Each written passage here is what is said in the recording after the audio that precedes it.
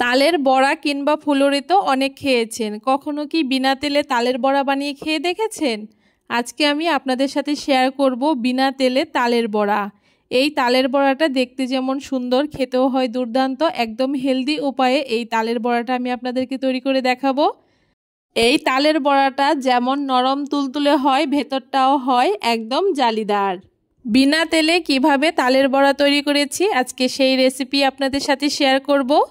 তার জন্য প্রথমে আমার তালের রসটা বের করে নিতে হবে। তার জন্য আগে থেকেই দুটো তালের খোসা ছাড়িয়ে আমি একটুখানি জল দিয়ে তালের এই আঠিগুলোকে ভিজিয়ে রেখে দিয়েছিলাম। আধা ঘন্টা পরে দেখুন তালের রসটা বের করার জন্য প্রথমে তালের আঠিগুলোকে হাত দিয়ে এভাবে করে একটুখানি চটকে নিতে হবে। তাহলে তালের আঠিগুলো নরম হয়ে যাবে আর খুব সহজে তালের রসটা বের করা যাবে। এখন তালের রসটা বের করার জন্য একটা সসপ্যানের উপরে বড় একটা স্টিলের ছাঁকনি বসিয়ে দিয়ে এখন এই ছাঁকনির উপরে এভাবে করে ডলে ডলে আমি তালের রসটাকে বের করে নেব। আপনারা চাইলে বড় গ্রেটার কিংবা যে কোনো ছিদ্রযুক্ত থালার মধ্যে ঘষে ঘষেও এই তালের রসটা বের করে নিতে পারেন। দেখতেই পাচ্ছেন কত সুন্দর তালের রসটা বেরিয়ে আসছে। এইভাবে করে হাত দিয়ে ডলে ডলে খুব ভালো করে তালের রসগুলোকে আমি বের করে নিচ্ছি। দেখুন এখানে তালের রসটাকে আমি একটু শুকনো শুকনো করেই বের করছি, বেশি জল ব্যবহার করিনি। কারণ এইভাবে করে যদি শুকনো করে তালের রসটা বের করা হয় তাহলে সেই তালটা খেতে বেশি ভালো লাগে। তালের রসটা আমার বের করে নেওয়া হয়ে গেছে আর দুটো তাল থেকে বেশ অনেকটাই তালের রস বেরিয়েছে। এখন তেল ছাড়া তালের বড়া তৈরি করার জন্য উনানে একটা কড়াই বসিয়ে দিয়ে এখন একটা বাটি মেপে আমি হাফ বাটি সুজি দিয়ে দিচ্ছি। আর সমস্ত উপকরণ আমি এই বাটিটা মেপে ব্যবহার করব। আপনারাও চেষ্টা করবেন যে কোনো বাটি কিংবা কাপ মেপে সমস্ত উপকরণ ব্যবহার করার জন্য। এখন এইখানে হাফ বাটি সুজি দিয়ে মিডিয়াম আঁচে সুজিটাকে হালকা করে একটুখানি ভেজে নেব, যাতে সুজির কাঁচা গন্ধটা চলে যায়। তবে খুব বেশি আঁচে সুজিটাকে ভাজা যাবে না, তাহলে সুজিটা নিচ থেকে পুড়ে যাবে। সুজিটা হালকা একটু ভেজে নেওয়ার পরে এখানে আমি ওই একই বাটির এক বাটি ময়দা ব্যবহার করছি। এখন ময়দাটাকেও সুজির সাথে হালকা করে একটুখানি ভেজে নেব, এতে ময়দার কাঁচা গন্ধটাও চলে যাবে। আমি এখানে ময়দা ব্যবহার করেছি, তবে আপনারা চাইলে আটাও ব্যবহার করতে পারেন, সেক্ষেত্রেও একটুখানি ভেজে নিতে হবে।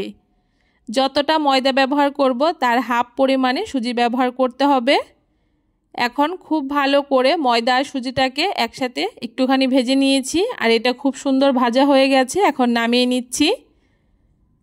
ময়দা আর সুজিটাকে নামিয়ে নেওয়ার পরে ওই একই কড়াইতে আমি ওই একই বাটি মেপে এক বাটি তালের রস দিয়ে দিচ্ছি। এইভাবে যদি বাটি কিংবা কাপ মেপে সমস্ত উপকরণ ব্যবহার করেন তাহলে সমস্ত পরিমাণ সমান হবে, পিঠেটা খেতে বেশ ভালো হবে। তালের রসটাকে দিয়ে তালের রসটাকেও খুব ভালো করে একটুখানি জাল করে নেব। মিডিয়াম আঁচে তালের রসটা যতক্ষণ না বলক চলে আসছে ততক্ষণ একটুখানি নাড়িয়ে চাড়িয়ে জাল করে নেব। দেখতেই পাচ্ছেন তালের রসটা বেশ সুন্দর বলক চলে এসছে। এখন ওই একই বাটি মেপে আমি স্বাদ মতো চিনি দিয়ে দিচ্ছি। এখানে হাফ বাটি চিনি ব্যবহার করেছি আর চিনিটা একদম পারফেক্ট ছিল সমস্ত উপকরণের সাথে। তবে আপনারা যদি একটু বেশি মিষ্টি খান সেক্ষেত্রে আর সামান্য একটু চিনি ব্যবহার করতে পারেন। এখন চিনিটাকেও খুব ভালো করে তালের রসের সাথে একটুখানি জাল করে নেব। যতক্ষণ না চিনিটা একদম গলে যাচ্ছে ততক্ষণ তালের রসের সাথে চিনিটাকে মিশিয়ে নিতে হবে। এখন উনানের আঁচটাকে একদম লোতে করে দেব, কারণ চিনিটা একদম গলে গেছে। আগে থেকে ভেজে রাখা সুজি আর ময়দাটাকে তালের পাল্পের মধ্যে দিয়ে এখন খুব ভালো করে নেড়েচেড়ে মিশিয়ে নেব। এভাবে করে যতটা সম্ভব খুব ভালো করে মিশিয়ে নিতে হবে।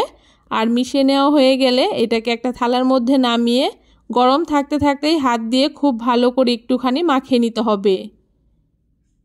তবে খুব সাবধানে করতে হবে, যেহেতু এটা গরম অবস্থাতেই করতে হবে, তাই একটু সাবধানে একটু সময় নিয়ে এটাকে চটকে চটকে মেখে নিতে হবে। এইভাবে করে মাখতে মাখতেই দেখবেন ডোটা খুব সুন্দর একটা সফট ডো তৈরি হয়েছে। তবে ডোটা যদি আপনাদের কাছে একটুখানি শক্ত মনে হয় সেক্ষেত্রে সামান্য একটু নর্মাল জল ব্যবহার করতে পারেন, তবে খুব বেশি জল ব্যবহার করবেন না। দেখুন বেশ কিছুক্ষণ মেখে নেওয়ার পরে ডোটা খুব সুন্দর মাখানো হয়ে গেছে। আরও কিছুক্ষণ এই ডোটাকে মাখিয়ে নেব, তাহলে ডোটা খুব সুন্দর একদম সফট হয়ে যাবে। ডোটা খুব ভালো করে আমার এখানে মাখিয়ে নেওয়া হয়ে গেছে। এখন ডোটাকে এভাবে করে একটুখানি লম্বা করে নেব। আর ডোটা কতটা শক্ত হয়েছে আপনারা দেখে বুঝতেই পারছেন। খুব বেশি নরম করা যাবে না এই ডোটা। এখন যতটা বড় করে আমি তালের বড়াগুলোকে তৈরি করব ঠিক ততটা অনুযায়ী এভাবে করে ছোট ছোট করে লেচি নিয়ে আমি বল আকারে এভাবে করে গড়ে নিচ্ছি। সবগুলো আমি একই রকম সাইজ করে বলগুলোকে তৈরি করে নেব। সবগুলো বল যদি একই সমান হয় তাহলে তালের বড়াগুলো দেখতে বেশ সুন্দর হবে। দেখুন সবগুলো তালের বড়া এখানে আমার তৈরি করে নেওয়া হয়ে গেছে একদম গোল গোল করে। দেখতে কতটা সুন্দর হয়েছে দেখে নিশ্চয়ই বুঝতে পারছেন। এখন এগুলোকে আমি ভাপিয়ে নেব। তার জন্য উনানে একটা কড়াই বসিয়ে দিয়ে কড়াইতে 1 কাপ মতো জল দিয়ে তার মধ্যে একটি স্ট্যান্ড বসিয়ে তার উপরে এরকম একটা ছিদ্রযুক্ত গামলা বসিয়ে দিয়েছি। এখন গামলার মধ্যে সামান্য একটুখানি তেল ব্রাশ করে নিচ্ছি। এতে তালের বড়াগুলো যখন আমি ভাপাবো তখন এই থালার মধ্যে কিংবা বাটির মধ্যে লেগে যাবে না। এক এক করে এখন সবগুলো তালের বড়া এই গামলার মধ্যে দিয়ে দিচ্ছি। এখন ঢাকা দিয়ে 10 মিনিট একদম হাই ফ্লেমে আমি এই তালের বড়াগুলোকে ভাপিয়ে নেব। 10 মিনিট তালের বড়াগুলোকে ভাপিয়ে নেওয়ার পরে তালের বড়াগুলো আমার একদম তৈরি হয়ে গেছে।